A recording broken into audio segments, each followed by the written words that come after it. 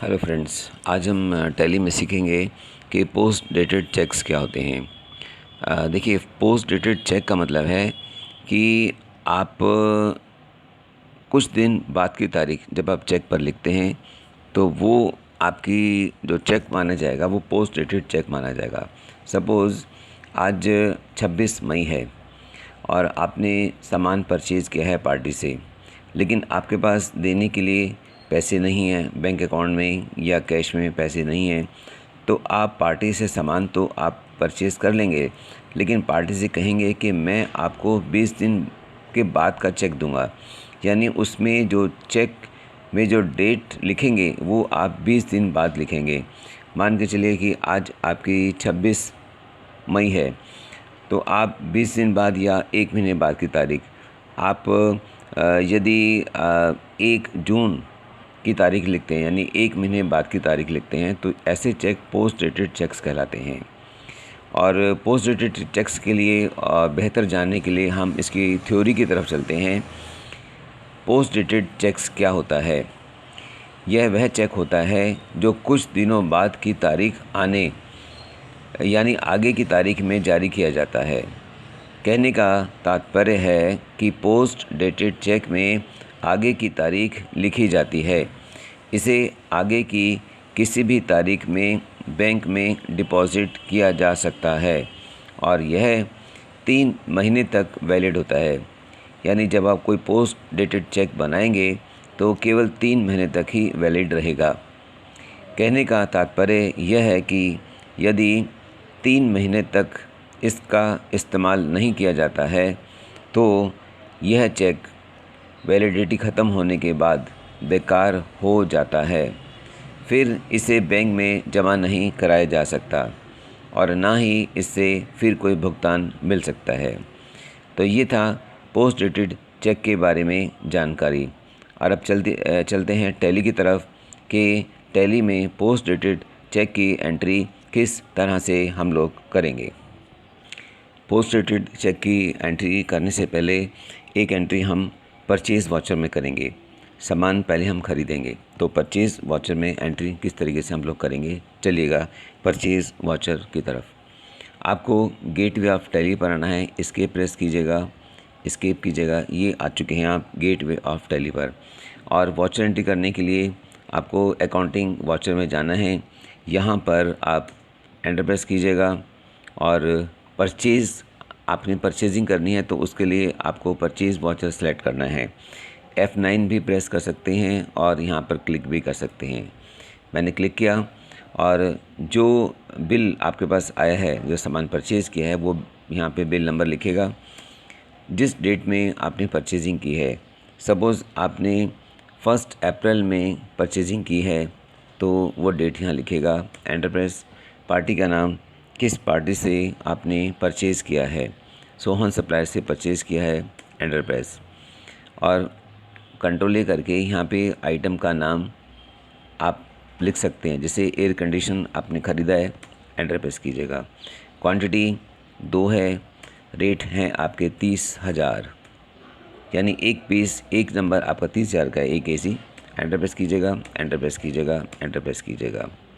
और यहाँ पर जो एसी है आपका वो 28% है, यानी एसी पर 28% का जीएसटी लगता है। तो आप इसका एक लेज़र तैयार करते हैं। ऑल्ट सी प्रेस कीजिएगा, यहाँ पर लिखेगा परचेज़ 28%, एंटर प्रेस। ये ऑलरेडी बन चुका है, वापस चलेगा एस्केप की तरफ। स्पेस बार प्रेस कीजिएगा क्योंकि मैं बना चुका हूँ इसको। स्पेस बार प्रेस करने के बाद में आपको सेलेक्ट करना है परचेज़ 28%। एंटर किया, एंटर प्रेस कीजिएगा, एंटर प्रेस कीजिएगा। अब आपको लगाना है CGST, लेकिन CGST का लेज़र नहीं बना, तो CGST का लेज़र बनाने के लिए आप प्रेस कीजिएगा ऑल्ट सी प्रेस करने के बाद में यहाँ पे क्या आपने CGST, एंटर प्रेस। CGST का जो ग्रुप बनेगा वो बनेगा ड्यूटीज़ एंड टैक्सेस, तो डी प्रेस कीजिएगा। यहाँ पे सामने ग्रुप आ चुके हैं, ड्यूटीज़ एंड टैक्सेस आपको सेलेक्ट करना है।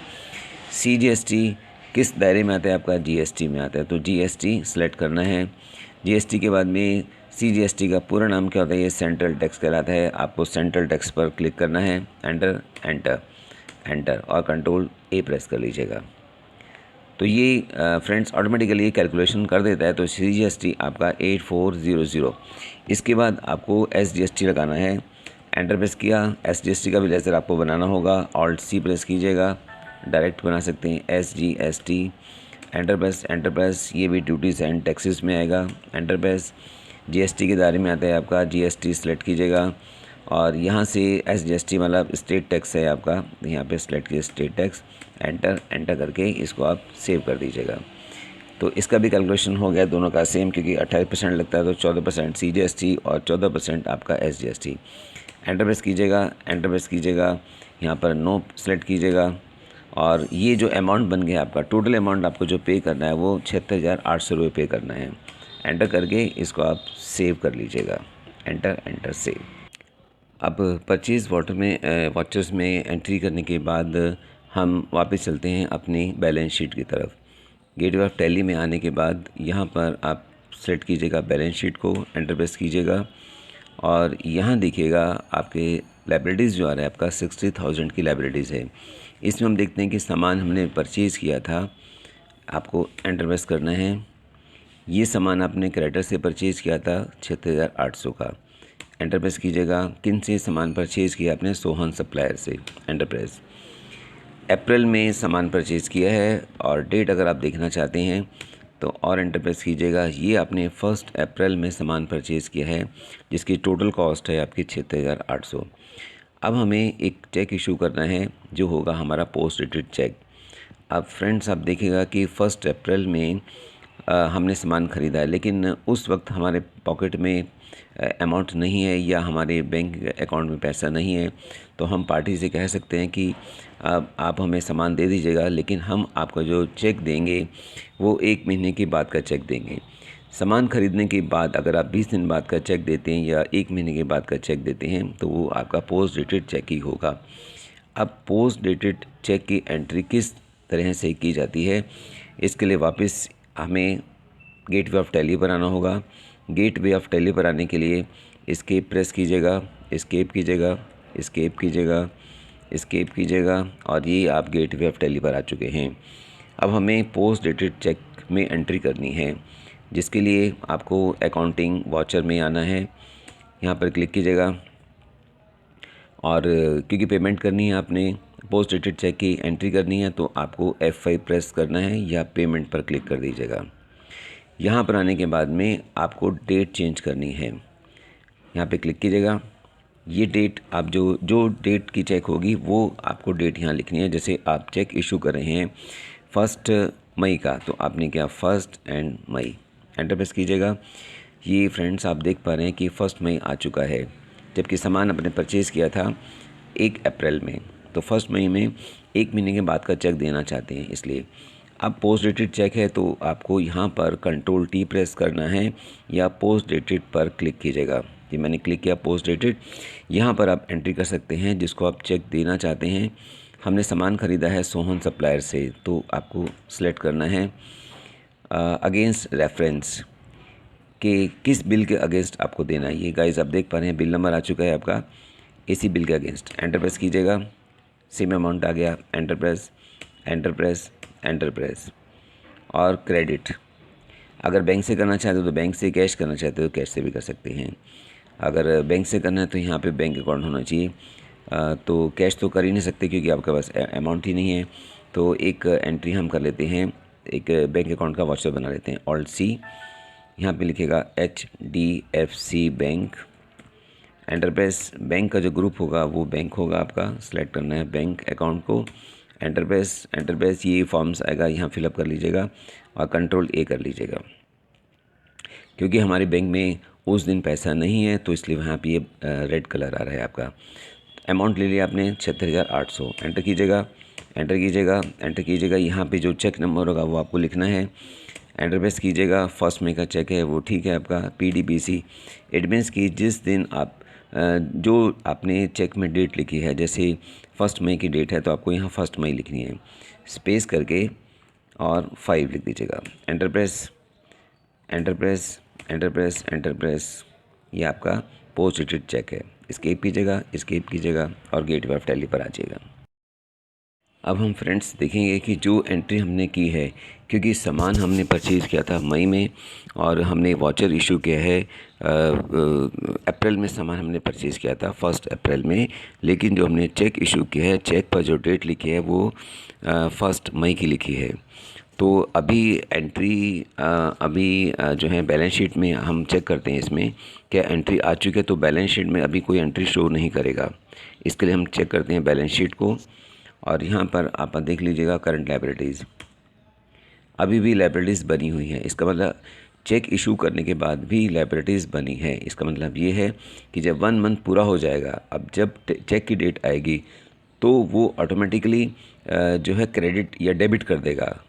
इट मीन्स कि जो क्रेडिटर अमाउंट्स, जो क्रेडिटर्स का जो अकाउंट होगा उसमें डेबिट हो जाएगा हमारा अमाउंट, और वो नील हो जाएगा जब तक वो डेट नहीं आती है। इसमें फ़िलहाल अभी जो डेट आ रही है वो आपकी 1 अप्रैल आ रही है। आप देख लीजिएगा फ्रेंड्स कि यहाँ 1 अप्रैल है, लेकिन जैसे ही डेट आपकी 1 मई की आएगी तो ये अकाउंट आपका नील हो जाएगा उस वक्त।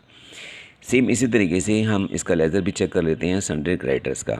लेज़र चेक करने के लिए गेटवे ऑफ टैली पर आ जाएगा, अकाउंटिंग वाउचर पर आपको आना है, आपको डिस्प्ले में जाना है। इसमें अकाउंट चेक करने के लिए डिस्प्ले में आ जाएगा, अकाउंट बुक में आ जाएगा, फिर आपको लेज़र में आना है। लेज़र के आने बाद में किस पार्टी का लेज़र देखना है आपको, सोहन सप्लायर का, क्योंकि यहाँ से हमने सामान परचेज़ किया था। एंटर प्रेस कीजिएगा तो गाइस अभी भी देख लीजिएगा, अभी भी ओवरड्यू पेमेंट है, अभी भी हमें इनको अमाउंट अभी दिया नहीं है, इनको अमाउंट मिला नहीं है, इसलिए क्रेडिट साइड में आ रहा है आपका। इट मीन्स कि अभी लायबिलिटीज़ हैं, अभी हमने देना है। जबकि हम आप देखिएगा कि चेक दे चुके हैं, लेकिन वो भी देखिएगा कि जो हमने चेक दिया है वो पोस्ट डेटेड चेक है। इट मीन जब वो डेट आएगी 1 मई की डेट आएगी तो यहाँ ऑटोमेटिकली एंट्री नील हो जाएगी उस वक्त। तो अब वापस आ जाएगा सेम इसी तरीके से मैं डेट चेंज करता हूँ फ़िलहाल। आप इसमें आ जाएगा बैलेंस शीट में, दोबारा आप चेक कर लीजिए बैलेंस शीट को, गेटवे ऑफ टैली पर आना है आपको और बी प्रेस कीजिएगा, या आप इसमें बैलेंस शीट को क्लिक कर सकते हैं। अभी लायबिलिटीज़ जो बनी हुई है 76,800। अब मैं इसमें डेट चेंज करता हूँ, देखिएगा F2 प्रेस कीजिएगा और यहाँ जिस डेट का चेक है वो डेट लिखिएगा 1 जून, एंटर 1 जून, या अप्रैल से आप लिख लीजिएगा 1/5 मतलब अप्रैल से 1 जून, एंटर प्रेस कीजिएगा और ये आपका 1 जून आ चुका है आपका 7676। अब यहाँ पर देखिएगा गाइस कि अभी जो आपकी लायबिलिटीज़ आ रही थी ये नील हो चुकी हैं। यहाँ पे आप कोई भी हेडिंग नहीं आ पा रहा लायबिलिटीज़ का, और यहाँ केवल आपका बैंक अकाउंट आ रहा है। इसमें एंटर प्रेस कीजिएगा, ये देखिएगा ये बैंक से आपके पैसे क्रेडिट हो चुके हैं, यानी ये अकाउंट आपने क्लियर कर दिया है। अब हम पार्टी का लेज़र भी हम देख लेते हैं। पार्टी का लेज़र देखने के लिए गेटवे ऑफ टैली पर जाएंगे और अकाउंटिंग डिस्प्ले में आ जाएगा। डिस्प्ले में आने के बाद में अकाउंट बुक पे आ जाएगा। यहाँ से आपको लेज़र सेलेक्ट करना है और यहाँ से पार्टी को देखिए कि अभी बैलेंस है या नील हो चुका है, सोहन सप्लायर, एंटर प्रेस। इसमें क्योंकि अभी 1 अप्रैल आपकी डेट आ रही है, जब वो डेट आएगी चेक की तो फ़िलहाल इसमें मैं चेंज करता हूँ डेट। यहाँ पे क्लिक कीजिएगा 1 अप्रैल से 1 मई, एंटर प्रेस। एंटर प्रेस करते देखिए वो डेट आपकी आ चुकी है और बैलेंस आपका नीचे देख लीजिएगा, क्लोजिंग बैलेंस आपका नील हो चुका है। तो इस तरीके से जो आपके वाचर्स होते हैं, आपके पोस्ट डेटेड चेक हैं, जब डेट आने के बाद ही वो डेबिट या क्रेडिट हो सकते हैं पार्टी अकाउंट में से। तो ये था आपका पोस्ट डेटेड चेक।